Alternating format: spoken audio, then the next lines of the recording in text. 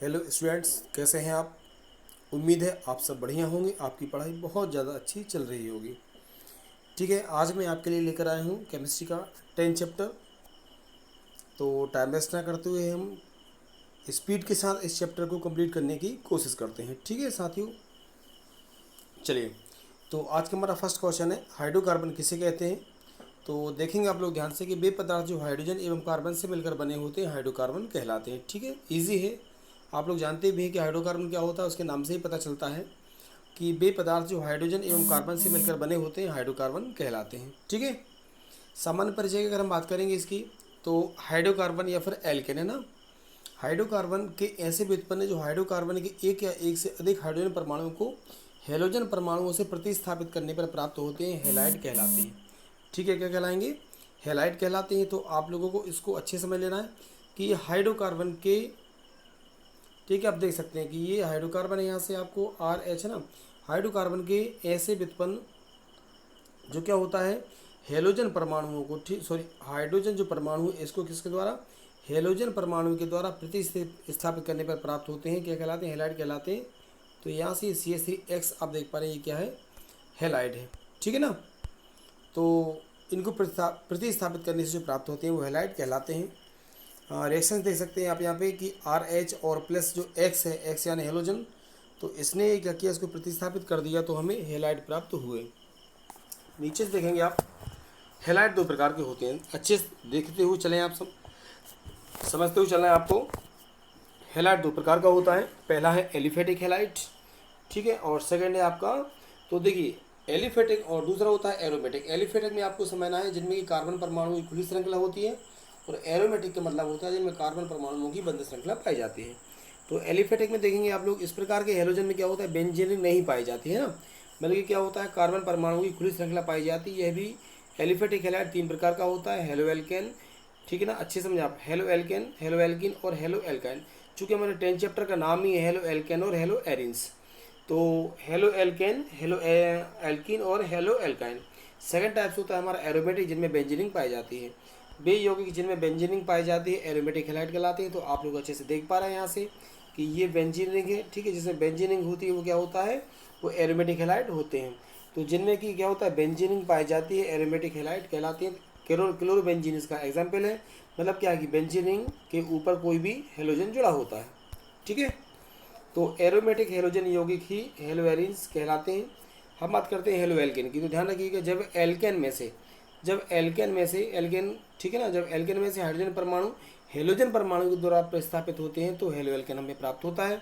Halo alkane निम्न प्रकार के होते हैं। Number 1 mono halo alkane CH3Cl, second है डाई हेलो एल्केन मतलब CH2Cl2। आपको ध्यान रखना है बहुत ज़्यादा अच्छे से कि अगर मान लीजिए एक हेलोजन है तो मोनो होगा, दो हेलोजन है तो क्या हो जाएगा, वो डाई हेलो एल्केन होगा। ट्राई मतलब तीन हेलोजन, तो यहाँ पे ट्राई में आप देख पा रहे हैं कि यहाँ से ये कितने हेलोजन तीन जुड़े हैं तो ये हो जाएगा try halo alkane CH3 chloroform का फार्मूला है।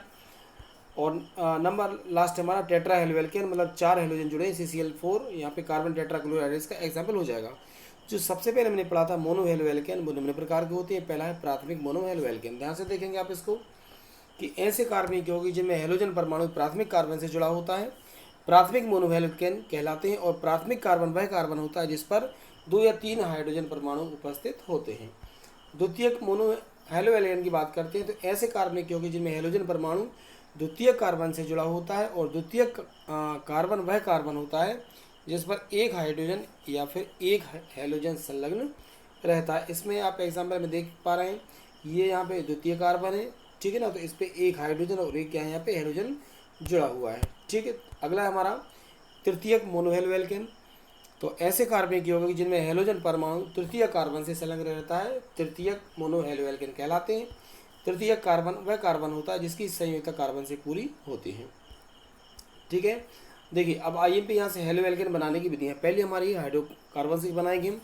तो हाइड्रोकार्बन से कैसे बनाते हैं, नंबर 1 देखिए एल्किनों के हेलोजनीकरण से, मतलब एल्केन की अभिक्रिया हम हेलोजन से कराने वाले हैं। तो जब एल्केन की अभिक्रिया सूर्य के प्रकाश की उपस्थिति में हेलोजन से कराई जाती है तो हेलो एल्केन प्राप्त होता है। आप यहाँ पे रिएक्शन देख सकते हैं, ये क्या है हमारा एल्केन है, अभिक्रिया किससे हो रही है, हेलोजन से हो रही है। तो जब CH4 की अभिक्रिया Cl3 से होगी हमारे पास क्या प्राप्त हो जाएगा, CH3Cl। यहाँ से एक हाइड्रोजन निकल गया, ये आ गया, यहाँ से एक क्लोरीन निकल गई, वो यहाँ पे आ गई। तो सह उत्पाद में क्या प्राप्त हुआ यहाँ पे HCl। तो आप लोगों को अच्छे से याद रखना है। तो हमने क्या बनाया, एल्केनों के हेलोजनीकरण से हमने बनाया यहाँ पे, ठीक है। क्या बना रहे हैं हम लोग, हेलो एल्केन यहाँ पे हम लोग बना रहे हैं। यहाँ से आप आगे देख सकते हैं एल्कीनों पर हेलोजन अम्लों की अभिक्रिया के द्वारा। हेलोजन अम्ल क्या होता है कि H मतलब हाइड्रोजन और हेलोजन की जब अभिक्रिया होती है तो हेलोजन अम्ल प्राप्त होते हैं, ठीक है ना। तो एल्कीन पर हमने क्या किया, हेलोजन अम्लों की अभिक्रिया के द्वारा प्राप्त करेंगे। देख सकते हैं आप यहाँ से अच्छे से देखिए, ये हमारा क्या है एल्कीन डबल बॉन्ड, और ये हमारा क्या है हेलोजन अम्ल, ठीक है। तो जब इनकी आपस में अभिक्रिया हुई तो हमारा यहाँ से आप देख सकते हैं क्या बना, हमारे यहाँ से हमें प्राप्त हो गया हेलो एल्केन। नेक्स्ट है एल्कोहल से। एल्कोहल में आप देख सकते हैं कि एल्कोहल पर हेलोजन अम्लों की अभिक्रिया के द्वारा जब एल्कोहल की अभिक्रिया निर्जल जेडेन Cl2 या शांत H2SO4 की उपस्थिति में हेलोजन अम्लों से कराई जाती है तो हेलो एल्केन प्राप्त होता है। रिएक्शन आप लोग देख सकते हैं, ROH मतलब एल्कोहल और HX मतलब हेलोजन अम्ल, जब इन दोनों की अभिक्रिया हुई तो RX, ठीक है ना, मतलब हमें हेलो एल्केन प्राप्त हुआ और H2 यहाँ से बाहर निकल जाता है। अब R की जगह पे हम CH3 ले लेते हैं, तो यहाँ से हमने एल्कोहल फिर लिया, वही अभिक्रिया है, आप देख सकते हैं यहाँ से CH3Br बना और प्लस हमारा H2 निकल गया। नंबर 2 हम देखेंगे एल्कोहल की थायोनिल क्लोराइड से अभिक्रिया। थायोनिल क्लोराइड का भी सूत्र होता है SOCl2 से अभिक्रिया, ठीक है ना साथियों। तो एल्कोहल हमने यहाँ पे लिया CH3OH प्लस SOCl2 से हमने अभिक्रिया कराई तो हमारा क्या बना CH3Cl मतलब हेलो एल्केन प्राप्त हो गया, प्लस HCl और SO2 में प्राप्त हुआ। नेक्स्ट हम देखते हैं हुंसडीकर अभिक्रिया, मोस्ट IMP एग्जाम के अकॉर्डिंग। तो इसमें क्या है, कार्बोक्सिलिक अम्लों के सिल्वर लवण है ना CH3COOH, इनमें जब Cl या मतलब क्लोरीन या ब्रोमीन गैस प्रवाहित करते हैं तो हेलो एल्केन प्राप्त हमें होता है। रिएक्शन आप देख सकते हैं कि CH3COOH मतलब क्या हुआ हमारा, ये कार्बोक्सिलिक अम्लों के सिल्वर लवण है ये, और ब्रोमीन से अभिक्रिया की तो CH3Br प्राप्त हुआ जो कि हमारा मेन उत्पाद है। साथ में ही AgBr प्लस CO2 भी हमें प्राप्त होता है। अगली हम देखते हैं फिंकेल्स्टीन अभिक्रिया, इसे हेलाइड विनिमय अभिक्रिया भी कहते हैं, विनिमय यानी एक्सचेंज करना। इस विधि से क्या होता है, एल्किल के आयोडाइड बनाए जाते हैं। इस विधि में एल्किल क्लोराइड की अभिक्रिया एसीटोन की उपस्थिति में सोडियम आयोडाइड से कराते हैं, ये आपको ध्यान रखना है। तो C2H5 मतलब और Cl एथिल क्लोराइड प्लस क्या है हमारा Na मतलब सोडियम आयोडाइड, एसीटोन की उपस्थिति में अभिक्रिया होगी तो C2H5I मतलब एल्किल आयोडाइड प्लस NaCl हमें प्राप्त होता है। मार्कोनी का आपका नियम देखते हैं। एल्किनों पर हेलोजन अम्लों के योग के संबंध में मार्कोनी काफ ने एक नियम दिया जिसके अनुसार, तो ध्यान रखिए एल्किनों पर जब हेलोजन अम्लों का योग होता है तो द्विबंध के निकट हेलोजन अम्ल का ऋणात्मक भाग मतलब हेलोजन परमाणु उस कार्बन से जाकर जुड़ता है जहां हाइड्रोजन परमाणु की संख्या कैसी होती है, कम होती है, एवं धनात्मक भाग मतलब H+ वाला है ना, धनात्मक भाग उस कार्बन से जाकर जुड़ता है जहां H परमाणु की संख्या सबसे कम होती है। इसमें आप देख सकते हो कि यहाँ से ये क्या है, पूरा एल्कीन है और ये क्या हमारा हेलोजन अम्ल है, ये वाला H+ ये धनात्मक भाग है और ये क्या है, ये ऋणात्मक भाग है, ठीक है ना। तो ये आपको ध्यान रखना है, इसे एक बार डबल से पढ़िएगा पूरा। मैं बहुत फास्ट रिवीजन आपका इस चैप्टर को कराने वाला हूँ। तो ये होता है हमारा मार्कोनी काफ का नियम। आगे हम लोग पढ़ने वाले खराश प्रभाव या पराक्साइड प्रभाव, इसे एंटी मार्कोनी काफ का नियम भी कहते हैं, ध्यान रखिएगा। तो खराश प्रभाव मार्कोनी काफ के नियम के विपरीत है, इसलिए इसे हम क्या बोलते हैं, एंटी मार्कोनी काफ का नियम भी कहते हैं। इसके अनुसार क्या है कि एल्किनों पर जब हेलोजन अम्लों का योग होता है तो द्विबंध के निकट है, डबल बॉन्ड के पास में द्विबंध के निकट हेलोजन अम्लों का ऋणात्मक भाग उस कार्बन से जाकर जुड़ता है जहां हाइड्रोजन परमाणु की संख्या अधिक होती है, तथा धनात्मक भाग उस कार्बन से जाकर जुड़ता है जहां हाइड्रोजन परमाणु की संख्या कैसी होती है, कम होती है। आप मार्कोनी काफ का नियम पढ़िए और खराश प्रभाव पढ़िए, दोनों के एग्जाम्पल देखिए, दोनों एक दूसरे कैसे होते हैं, पूरे अपोजिट होते हैं। देखिए कुछ अभिक्रिया है, फ्रीडल क्राफ्ट अभिक्रिया हम देखेंगे यहाँ पे, हाफमैन अभिक्रिया है, फ्रीडल क्राफ्ट है, हाफमैन है, फ्रैंकलिन है और बुटर्स अभिक्रिया। तो फ्रीडल क्राफ्ट IMP है एग्जाम के अकॉर्डिंग। देखिए जब बेंजीन की निर्जल AlCl3 की उपस्थिति में एल्किल हैलाइड के साथ अभिक्रिया कराते हैं तब क्या प्राप्त होता है, एल्किल बेंजीन या टॉलुइन प्राप्त होता है। यहाँ पे आप देख सकते हैं ये बेंजीन है, ठीक है, आपको ध्यान रखना है ये क्या है, बेंजीन है, और RX मतलब हेलो एल्केन से अभिक्रिया कराएंगे तो ये हमें क्या प्राप्त हुआ, टॉलुइन प्राप्त होता है, ध्यान रखिएगा आप लोग, ठीक है। कौन सी अभिक्रिया थी ये, फ्रीडल क्राफ्ट अभिक्रिया। नेक्स्ट हम लोग बात करते हैं हाफमैन अभिक्रिया। एल्किल हैलाइड को जब एक बंद नली में क्या करते हैं, उच्च दाब पर अमोनिया के साथ गर्म करते हैं तो एमिनो का मिश्रण हमें प्राप्त होता है, ठीक है। हेलो एल्केन है, ये अमोनिया का मिश्रण है, ठीक, और इसको जैसे हम एक बंद नली में उच्च दाब पर गर्म करेंगे तो हमें एमिनो का मिश्रण प्राप्त हो जाएगा, ठीक है। बुटर्स अभिक्रिया की बात करते हैं। एल्किल हैलाइड की शुष्क ईथर की उपस्थिति में सोडियम धातु के साथ अभिक्रिया कराने पर हमें एल्केन प्राप्त होता है, यह अभिक्रिया बुटर्स अभिक्रिया कहलाती है। इसमें आप देख सकते हैं RX + 2Na + RX मतलब हेलो एल्केन के हमने 2 अणु लिए, सोडियम के 2 अणु लिए, शुष्क ईथर की उपस्थिति में अभिक्रिया कराई, तो हमें क्या प्राप्त हुआ, यहाँ से हमें ये देख सकते हैं एल्केन प्राप्त हो रहा है। नेक्स्ट अभिक्रिया हम देखेंगे फ्रैंकलिन अभिक्रिया। इसमें हम देखिए जब एल्किल हैलाइड की शुष्क ईथर की उपस्थिति में जिंक के साथ अभिक्रिया कराते हैं तब हमें एल्केन प्राप्त होता है। ठीक है, ये भी सेम है। यहाँ पे हमने देखा हेलो एल्केन के 2 अणु लिए, जिंक हमने यहाँ पे 1 अणु लिए, तो हमें क्या बना, ZnCl2 बना, और यहाँ से ये हमारा क्या बन गया, एल्केन हमें प्राप्त होता है। ठीक है, हम बात करते हैं क्लोरोफार्म की। एग्जाम के अकॉर्डिंग बहुत ज़्यादा मोस्ट IMP है। क्लोरोफार्म का फार्मूला होता है CaCl3, एथिल एल्कोहल आप लोग जानते हो C2H5OH, एसीटोन भी आप जानते हैं CH3COCH3, ब्लीचिंग पाउडर का होता है CaOCl2, और एसिडल्डिहाइड मतलब CH3CHO, क्लोरल CCl3CHO, और क्लोरीन का Cl2। क्लोरोफार्म के बारे में हम लोग बात करते हैं तो क्लोरोफार्म की क्वेश्चन 1831 में लिविंग ने की थी। इसको क्लोरोफार्म नाम ड्यूमा ने दिया, और इसके जो निश्चितक या बेहोश करने के गुण होते हैं उनका पता 1848 में सिम्पसन ने लगाया था, है ना। सिम्पसन एक लेडी डॉक्टर थी, इंग्लैंड की रहने वाली थी। क्वेश्चन है प्रयोगशाला में क्लोरोफार्म बनाने की विधि का वर्णन चित्र से विस्तार से कीजिए। तो याद रखिए कि प्रयोगशाला में एथिल एल्कोहल या एसीटोन दोनों में से एक किसी को लेना है। इन पर हम क्या करते हैं, जल और ब्लीचिंग पाउडर की अभिक्रिया कराते हैं तो क्या बनता है, क्लोरोफार्म बनता है। क्लोरोफार्म को हम 4 पदों में बनाते हैं। पहला पद है, सबसे पहले ब्लीचिंग पाउडर की अभिक्रिया हम जल से करके क्लोरीन बनाता है। आप देख पा रहे हैं यहाँ से ब्लीचिंग पाउडर है, ठीक है, यहाँ से क्या है, ये ब्लीचिंग पाउडर, जल से अभिक्रिया की तो क्या बनाइए, क्लोरीन बन जाता है। ध्यान से देखिए। द्वितीय पद में क्लोरीन एथिल एल्कोहल का ऑक्सीजन कर एसिटल्डिहाइड बनाता है। रिएक्शन आप देख सकते हो, ठीक है। CH3CH2 मतलब एथिल एल्कोहल, इसको हम एक साथ लिखें तो C2H5OH भी लिख सकते हैं। इस पर जब हमने क्लोरीन की अभिक्रिया कराई तो क्या बना, हमें एसिटल्डिहाइड प्राप्त हो गया। तीसरे पद में अगर हम बात करें तो एसिटल्डिहाइड जो है क्लोरीन से क्रिया करके क्लोरल बना देता है, ठीक है। तो यहाँ से आप लोग देख पा रहे हैं ये CCl3CHO क्या है, हमारा क्लोरल है, ठीक। चौथे पद में अगर हम बात करें तो क्लोरल के जो 2 अणु होते हैं आप यहाँ से देख पा रहे हैं, ये क्लोरल के 2 अणु लिए हमने, ये बुझे हुए चूने के साथ अभिक्रिया करेंगे, ठीक है। किससे अभिक्रिया करते हैं, ये बुझे हुए चूने के साथ मतलब CaOH के साथ क्रिया करते हैं। तो हमारे यहाँ से आप देख पा रहे हैं ये जो हमारा क्लोरोफार्म है, हमें क्लोरोफार्म यहाँ से प्राप्त हो जाता है। तो क्लोरोफार्म ध्यान रखिएगा 4 पदों में प्राप्त किया जाता है, ठीक है। ये पूरा डायग्राम आप देख सकते हैं, प्रयोगशाला विधि का है क्लोरोफार्म बनाने का, ठीक है। ये यहाँ से आप देख सकते हैं, एक हम यहाँ से आप देखिए, यहाँ से हम ऊष्मक लेते हैं, इसमें हम एल्कोहल, ब्लीचिंग पाउडर और जल लेते हैं। चलिए पढ़ते हैं कि प्रयोगशाला विधि में हम क्या क्या करेंगे। प्रयोगशाला में क्लोरोफार्म बनाने के लिए हम चित्र के अनुसार एक फ्लास्क में 100 ग्राम ब्लीचिंग पाउडर लेते हैं, उसमें 200 ml आसुत जल मिलाते हैं, और फिर 25 ml एथिल एल्कोहल या एसीटोन मिलाकर बालू ऊष्मक पर रखकर हम क्या करते हैं, इसको गर्म करते हैं, ठीक है ना। जिससे क्लोरोफार्म और जल का मिश्रण हमें प्राप्त होता है। क्लोरोफार्म को पृथककारी कीप की सहायता से अलग कर लिया जाता है, ठीक है ना। ये आपको ध्यान रखना है, ये जो दिख रही है पूरी पृथककारी कीप की सहायता से हम क्या करते हैं, इसको अलग कर लिया जाता है, और निर्जल कैल्शियम क्लोराइड डालकर पुनः आसमन करते हैं, जिससे हमें क्लोरोफार्म शुद्ध अवस्था में प्राप्त हो जाता है। क्लोरोफार्म के भौतिक गुणों की बात करें तो यह एक रंगहीन मधुर गंध वाला द्रव होता है। यह जल से 1.5 गुना भारी होता है। यह जल में अल्प विलेय है, लेकिन कार्बनिक विलायकों में विलेय होता है।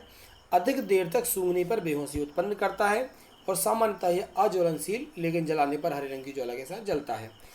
ध्यान रखिएगा परीक्षा की दृष्टि से क्लोरोफार्म के रासायनिक गुण मोस्ट IMP हैं। सबसे पहला रासायनिक गुण पढ़ेंगे हम ऑक्सीकरण।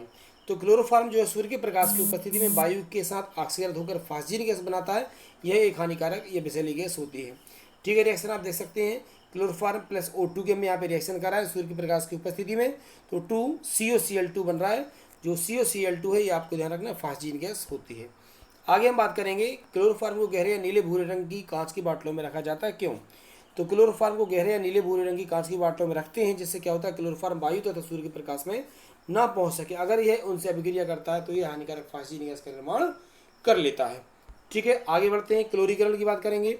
तो क्लोरोफार्म सूर्य के प्रकाश की उपस्थिति में क्लोरीन से क्रिया करके कार्बन टेट्राक्लोराइड बनाता है। रिएक्शन आप देख पा रहे हैं, CaCl3 प्लस Cl2, सूर्य के प्रकाश की उपस्थिति यहाँ से CCl4 मतलब कार्बन टेट्राक्लोराइड बना, और प्लस हमें HCl प्राप्त हुआ। कार्बन एमीन अभिक्रिया देखते हैं, बहुत ज़्यादा इंपॉर्टेंट है। तो क्लोरोफार्म को जब हम प्राथमिक एमीन मतलब CH3NH2 और एल्कोहल KOH के साथ गर्म करते हैं तो एक दुर्गंधित पदार्थ हमें आइसोसाइनाइड प्राप्त होता है, जिसे हम क्या बोलते हैं, कार्बन एमीन बोलते हैं। यहाँ से आप देख सकते हैं क्लोरोफार्म लिया, यहाँ से हमने प्राथमिक एमीन लिया, और यहाँ से हमने एल्कोहल KOH लिया, जिससे हमें ये CH3NC प्राप्त हुआ, जिसे हम आइसोसाइनाइड कहते हैं। साथ में हमें 3KCl प्लस 3H2 भी प्राप्त हो जाता है। अगली अभिक्रिया देखते हैं, राइबर-टीमेन अभिक्रिया, बहुत ज़्यादा इंपॉर्टेंट है। जब क्लोरोफार्म को हम फिनॉल एवं सांद्र क्षार के साथ गर्म करते हैं ठीक है। तो हमें सैलिसिलिक एल्डिहाइड प्राप्त होता है, देख सकते हैं आप, यहाँ से हमने क्या लिया, फिनॉल लिया, क्लोरोफार्म लिया, ठीक है, और प्लस एल्कोहलिक हमने क्षार लिया। 330 से 340 डिग्री पर हम जब इसकी अभिक्रिया कराते हैं तो ये जो आप देख रहे हैं ये सैलिसिलिक एल्डिहाइड हमें प्राप्त होता है। साथ में ही 3NaCl और 2H2O भी हमें प्राप्त हो जाता है। तो ये अभिक्रिया रायमट्टी में आपको भी याद रखना है। नेक्स्ट है नाइट्रीकरण, मतलब देखिए क्लोरोफॉर्म सांद्र नाइट्रिक अम्ल के साथ गर्म करने पर क्लोरोपिक्रिन बनाता है, जो एक विषैला पदार्थ होता है। इसका उपयोग कृमिनाशक के रूप में एवं युद्ध में विषैली गैस के रूप में किया जाता है। ठीक है, याद रखेंगे आप इसको। यहाँ से क्लोरोफॉर्म लिया हमने, यहाँ से नाइट्रिक अम्ल लिया हमने। जब इन दोनों की हमने आपस में अभिक्रिया कराया तो हमें क्या बना, CCl3NO2 प्राप्त हुआ, जिसे हम बोलते हैं क्लोरोपिक्रिन। आप इसको इस तरीके से लिख सकते हैं कि देखिए कार्बन की वैलेंसी 4 होती है, आप इसमें 3 तरह से क्या कर सकते हैं, यहाँ से आप Cl जोड़ दिया हमने, 3 तरफ से क्या जोड़ा इसमें Cl, और एक तरफ हमारा क्या जुड़ गया इसमें NO2 जुड़ रहा है, जिसे हम क्लोरोपिक्रिन बोलते हैं। ये आप लोगों को याद रखना है। आगे बात करें अगर हम संघनन की, कंडेंसेशन की, तो क्लोरोफॉर्म NaOH की उपस्थिति में एसीटोन के साथ संघनित होकर क्लोरीटोन बनाता है, जो एक निद्राकारी औषधि होती है। आप देख सकते हैं यहाँ से कि देखिए बहुत अच्छे समझिए कि हमें यहाँ से क्या लेना है कि क्लोरोफॉर्म, तो हमने क्लोरोफॉर्म लिया और एसीटोन मतलब CH3COCH3। तो जब हमने इनकी अभिक्रिया कराई, मतलब क्लोरोफॉर्म और एसीटोन की अभिक्रिया कराते हैं तो हमें क्लोरीटोन प्राप्त होता है। ये आप देख पा रहे हैं क्या है, ये पूरा है, ये क्लोरीटोन है और यह एक निद्राकारी औषधि होती है। क्लोरोफॉर्म की परीक्षण की बात करें तो क्लोरोफॉर्म की विशिष्ट मधुर गंध होती है। कार्बिल एमिन परीक्षण के द्वारा इसका पता लगा सकते हैं। क्लोरोफॉर्म फेलिंग ब्लेड के साथ गर्म करने पर लाल अपक्षेप देता है। क्लोरोफॉर्म के उपयोग की बात करें तो निश्चेतक के रूप में यह एक अच्छा जीवाणुनाशक होता है, अतः इसका उपयोग हम लोग फर्श वगैरह साफ करने में भी करते हैं। सेंडमेयर अभिक्रिया की बात करेंगे तो IMP है, आप सेंडमेयर अभिक्रिया को अच्छे से देख सकते हैं। सेंडमेयर अभिक्रिया आप यहाँ से देखिए, इसे बेंजीन डाईएज़ोनियम क्लोराइड बोलते हैं। इसकी अभिक्रिया जब हम CuCl एवं HCl की उपस्थिति में कराते हैं तो हमें क्लोरोबेंजीन प्राप्त होता है। बस यह अभिक्रिया आपको याद रखना है, ठीक है ना। तो कौन सी अभिक्रिया है ये, सेंडमेयर अभिक्रिया। ठीक है, जब बेंजीन डाईएज़ोनियम क्लोराइड की अभिक्रिया CuCl एवं HCl की उपस्थिति में हम करते हैं तो हमें क्लोरोबेंजीन प्राप्त होता है। फिनॉल से अगर हम अभिक्रिया करेंगे, जब फिनॉल की अभिक्रिया हम PCl5 से करते हैं तो क्लोरोबेंजीन हमें प्राप्त होता है। यहाँ से आप देख पा रहे हैं, ठीक है ना। ये क्या हमारा फिनॉल है, यहाँ से हमने फास्फोरस पेंटाक्लोराइड से अभिक्रिया की तो हमें यहाँ से क्या प्राप्त हुआ, क्लोरोबेंजीन प्राप्त हुआ। ठीक, DDT अगर हम बात करें तो इसका फुल फॉर्म याद रखिएगा। सबसे पहले आप लोग इसका फुल फॉर्म होता है डाइक्लोरो डाइफेनिल ट्राइक्लोरो एथेन। सन 1874 में इसका आविष्कार जोडलर ने किया था। 1942 में द्वितीय विश्व युद्ध के समय जर्मनी में इसका उपयोग किया गया था कीटनाशक के रूप में। इसको कैसे बनाते हैं देखते हैं। जब क्लोरोबेंजीन की सांद्र H2SO4 की उपस्थिति में क्लोरल के साथ गर्म करते हैं तो हमें DDT प्राप्त होता है। रिएक्शन आप लोग देख सकते हैं यहाँ से CCl3CHO मतलब क्लोरल, यहाँ से आप ये देख पा रहे हैं ये पूरा क्या है हमारा क्लोरोबेंजीन। तो आप लोगों को यहाँ से अच्छे से ध्यान रखना है कि जब क्लोरोबेंजीन की सांद्र H2SO4 की उपस्थिति में क्लोरल के साथ अभिक्रिया करा तो DDT प्राप्त होता है। यहाँ से आप देख पा रहे हैं पूरा कि यहाँ से हमने CCl3CH इतना लिया, ये हमारा पूरा आ गया। यहाँ से इन दोनों H को हमने छोड़ दिया, यहाँ से हमने इस O को छोड़ दिया, तो इस संयुक्त रूप से हमें क्या प्राप्त हुआ, H2O वो हमने यहाँ लिखा। बाकी जो हमारा पूरा बचता है वो ये बन जाता है हमारा DDT। ठीक है, समझ में आ गया होगा आप लोगों को। DDT के भौतिक गुणों की बात करते हैं तो यह एक सफ़ेद चूर्ण होता है जिसकी एक विशिष्ट गंध होती है। यह जल में अविलेय किंतु कार्बनिक विलायकों में विलेय होता है। इसका उपयोग क्या होता है, यह एक प्रबल कीटनाशक होता है। इसका उपयोग मलेरिया फैलाने वाले मच्छरों को मारने में किया जाता है।